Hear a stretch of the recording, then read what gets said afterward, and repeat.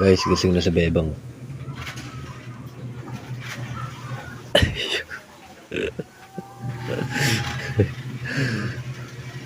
Haba ng tulog yan guys.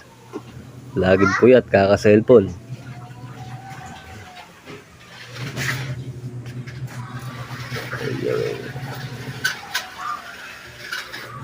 Kasi yung pinto.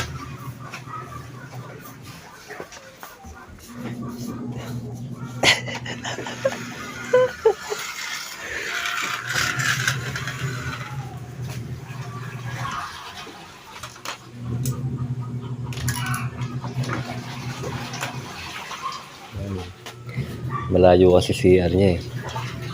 Iikot pa sa kabilang bahay. Wala kasi kami CR dito sa loob.